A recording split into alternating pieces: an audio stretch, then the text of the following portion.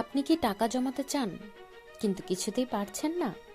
প্রত্যেক সফল ব্যক্তি একটা সময় টাকা সঞ্চয় করা শুরু করেছিলেন। আপনি কিভাবে করবেন?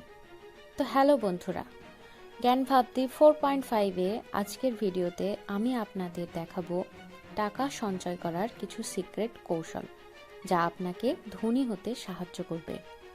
ভিডিওটি শেষ পর্যন্ত দেখুন, কারণ আমি এমন কিছু সিক্রেট শেয়ার করব যা আপনাকে দ্রুত সঞ্চয় করতে সাহায্য করবে। তো শুরু করা যাক। প্রথমেই ছোট্ট করে একটু বলে নিই কেন টাকা সঞ্চয় করা উচিত। সঞ্চিত টাকা আপনাকে আর্থিক নিরাপত্তা দেবে। যে কোনো জরুরি অবস্থায় আপনি কাজে লাগাতে পারবেন। টাকা থাকলে যে কোনো কাজে বিনিয়োগ করা সম্ভব, হতে পারে সেটা ছোট কোনো ব্যবসা। তাছাড়াও বাড়ি কেনা, গাড়ি কেনা ইত্যাদি আমাদের যে ছোট ছোট লক্ষ্যগুলি থাকে সেগুলিও পূরণ করা সম্ভব হয়। আর সর্বোপরি মানসিক শান্তি পাওয়া যায়। এবারে আসি ভিডিওর মেন বিষয়, অর্থাৎ টাকা জমানোর সিক্রেট কিছু কৌশল। আপনার আয়ের 50% প্রয়োজনীয় খরচে ব্যয় করুন, আর 30% ইচ্ছে মতো খরচ করুন। তার মধ্যে থেকে 20% সঞ্চয়ের জন্য রেখে দিন। প্রতিদিন বেশি অঙ্কের টাকা সঞ্চয় না করে ছোট অঙ্কের টাকা সঞ্চয় করুন। এক্ষেত্রে প্রতিদিন যদি আপনি 100 টাকা করে সঞ্চয় করেন, তাহলে এক বছরে হবে 36,500 টাকা। কি ঝটকা লাগলো তো? পরবর্তী কৌশল হলো এমার্জেন্সি ফান্ড তৈরি করা।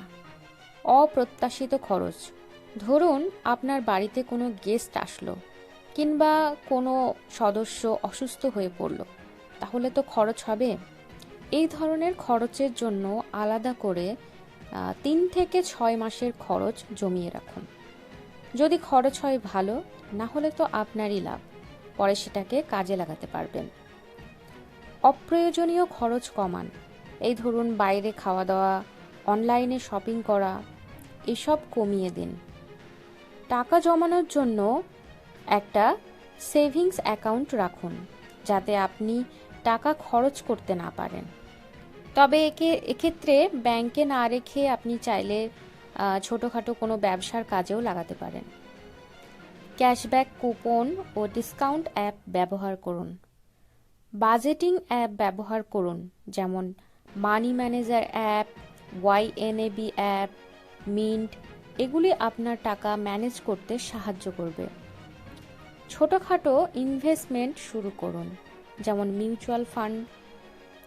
এছাড়াও স্টক মার্কেট বা রিয়েল এস্টেটে ছোট করে ইনভেস্টমেন্ট করতে পারেন।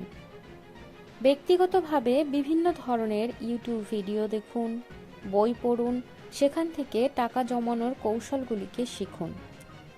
তাহলে আপনি কোন কৌশলটি প্রথমে চেষ্টা করবেন কমেন্ট করে জানান। আর যদি আরও এই ধরনের পরামর্শ চান সেটাও জানান। আর ভিডিওটিকে অবশ্যই লাইক করুন এবং চ্যানেলটিকে সাবস্ক্রাইব করুন। তাহলে দেখা হবে পরবর্তী ভিডিওতে। ততক্ষণ সবাই ভালো থাকবেন।